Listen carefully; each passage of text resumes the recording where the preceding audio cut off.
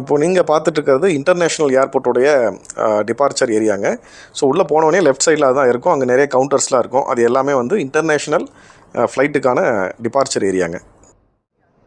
நாம் இப்போ domestic ஃப்ளைட்டுக்கான departure ஏரியாவை நோக்கி போயிட்டுருக்கோம். போகிற வழி எல்லாம் பார்த்திங்கன்னா ஒரே க்ரீன் தாங்க, பச்சை பசேல்னு தான் இருக்குது. ரொம்ப நல்லா இருந்தது.